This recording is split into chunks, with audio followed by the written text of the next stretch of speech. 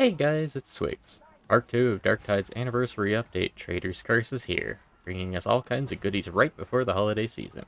While we'll have plenty to do in the field, fighting off the new time-limited boss, the Twins, exploring the newer mercantile district mission, and taking copious amounts of stims, we'll get to do all of it while playing with our fancy new toys. So, let's jump in and take a look at all the new tools of war that we will have available to us and test them out in the psykanium.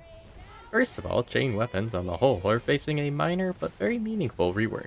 One of the biggest problem areas with chain weapons was that you can have your blade jammed while sawing through a particularly meaty heretic. This made them very risky to use within crowded arenas and put the weapon class as a whole at a disadvantage as horde clearers, unless their cleave was high enough to ignore that stick effect. Fortunately, we can cancel this now via a dodge, letting us still saw a rager in half if they are isolated from the group, but otherwise able to dip out of the attack if we are under too much heat. Personally, I find this is a really balanced approach, and helps retain some of the identity of chain weapons while making that identity less of a consequence of using them and more of a feature. However, that's not the only incoming thing for chain weapons, and let's start digging into the new weapons. First up is our brand new Orestes Mark 12 Chainaxe. The weapon's light attacks feel much more like a combat or tactical axe with zero sawing, even when slapping into straight carapace. And the light attacks have an X-shaped repeating combo of slashing strike downs, providing some decent cleave on stacked enemies while still making headshots easy to deliberately target. But I think the biggest selling point here is the new heavy attack moveset, which used some oppressive overheads that crash directly into a heretic skull for some precise head shredding. This, combined with the fact that these attacks can tread on their own or be revved for even more damage, makes them excellent at tearing into an isolated enemy for high damage. And with the new cancelable saw attacks, you can still bug out if the going gets too rough too. Meanwhile, we have the new Cadia Mark 13G Assault Chainsword, and by the way, what a hell of a name too. Still just as ridiculously versatile as its seniored counterpart, the weapon's profile looks to be a great all-rounder with excellent added removal capabilities from its heavy moveset. The lights, of course, still feature a lot of cleaving vanguard strikes, while the heavies offer access to new overhead strikes that can really punish enemies after a rev. And the light attack's initial strike down and backslash can be skipped with the weapon's block push attack, which centers the light attack moveset with a better horde clearing focus while pairing it with the block attack's added crowd control. And again, we are given another excellent set of heavy attacks that come in high and deliver awesome single strikes directly to their brain cage. While the heavies aren't quite strong enough to give it the personality of an elite killer weapon, it helps secure that amazing balance between offering horde clear and elite removal without much sacrifice in either category other than just not being the best at either. Though horde clear is certainly a contender to be sure. But that's not all, as we are getting a brand new mark for the Eviscerator as well. And honestly, I think this might just be the better mark too.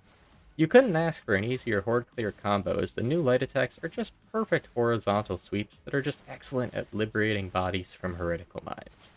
But on top of that, we also get another suite of insanely easy heavy attacks to use, which not only make it stupidly simple to score a weak point hit on your target, but do significantly more damage than the previous mark's Vanguard heavy attack, which took the form of a horizontal slash.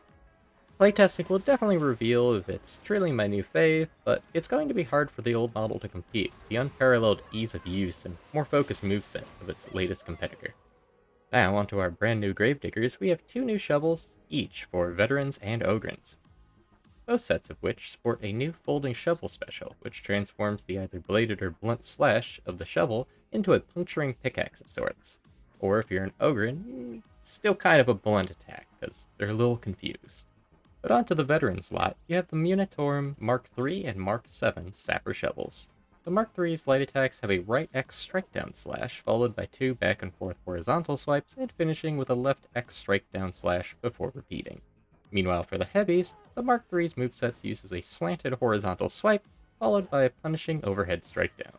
And though their heavies are punctuated by an overhead strike, the Mark III can still harness its first heavy in a horde clearing combo, starting with a heavy, followed by two light attacks, and restarting the combo with a block push reset. The Mark VII, on the other hand, is a more simplified moveset in comparison, with an emphasis on a horde clear focused profile, foregoing any heavy overhead strike for two horizontal heavy swings and a slightly modified light combo. But either shovel still gets that sweet new special added, which grants both marks a puncturing heavy attack on their next successful attack. Mark VII's moveset, however, is a bit harder to get a headshot with due to the awkwardly slanted horizontal swing, making it more liable to hit a collateral poxwalker or a random shoulder than the head of the elite you were targeting, making it a bit weaker to the overhead you get via the Mark III's moveset. This overall makes me really prefer the Mark III as my go-to shovel pick for these new additions. The Mark VII's ease of use takes too much of the strike down out of my shovel for it to be worth it personally for me. As for the Ogryn's pickings, you have the Brute Brainer Mark V and Mark 19 Latrine shovels. The Mark 19 has a good balance in its movesets, offering a familiar light attack combo for horde clear and a heavy overhead combo for single target removal. Meanwhile, the Mark V flips this on its head, with a light attack combo favoring higher damage strike downs, and a heavy combo filled with relentless swipes. Fortunately, both their specials function essentially identically, leaving which is better more to a matter of preference on how you want your lights and heavies to perform. Personally, I lean towards the Mark V purely because the heavies are more spammable and will play well with Ogryn kits that are already strongly in favor of repeated heavy swings, but more playtesting is still required to determine which earns the bulk of my slab's love. Oh, and look at that! It's high noon, and it's time to cover the literal cowboy revolver they have bestowed upon us this blessed day. This, of course, being the Agrippina Mark XIV revolver, complete with a swanky new Fan the Hammer braced aim mode. I'm a bit disappointed that this isn't the weapon's special, as it being a braced aiming mode locks the revolver out of a way to use its iron sights and severely limits its ranged potential. And since the weapon doesn't hold a ton of ammo either, you'll have to balance the urge to empty your cylinder constantly and temper your aim just a bit to make sure those longer range shots land. But in its preferred niche, the revolver is a great weapon to swap to within a melee to unleash a quick torrent of powerful shots, and its close range accuracy is more than enough to land shots when your target is mere feet away anyway. And breakpoint wise, the lower damage is certainly noticeable compared to the older Mark, but its favoring of close range plus its incredibly fast reload time compared to its predecessor makes it feel like a fair trade-off between the two. Overall, I think I'll need more playtesting on this one to really seal the deal on how I feel about the weapon, but I'm optimistic that it'll be a great addition on melee-focused tank and bruiser builds that love the opportunity to quickly flash in strong range damage out of nowhere. As for our other Pew Pew pistol being released, we have the new Cantriel Mark X Heavy Laspistol. And this is a true heavy pistol, and I really like the breakpoints on this one, with strong damage profiles against more or less everything except for carapace. It won't quite replace an infantry lasgun or a hellbore popping heads at range, but in a tighter firefight, the new Laspistol is more than capable of holding its own, weaponizing its high mobility to skirt incoming fire while easily boring through shooter brains with superheated las beams. And finally, the Katachan Mark VI Combat Blade, which serves as a much more balanced knife than we previously had access to. Having nearly an identical damage profile to the existing Combat Blade, the primary changes are moveset based with a focus on providing an answer to incoming hordes without having to swap weapons or rely on your reject's abilities to compensate for it. With wide slashing light attacks and 2 Vanguard heavy attacks followed by a strike down, the knife boasts a much stronger potential in dealing with hordes, all while doing so without giving me as much arthritis from furious left clicking. Plus, the heavies can be easily comboed into each other using a block push or block push attack to reset your combo prior to the 3rd strike down heavy. This combo not only hyper-focuses into the knife's Vanguard moveset, but the push block attack serves additional breathing room and helps isolate your assassination target a bit better from all the chaff before you plunge your knife into their neck.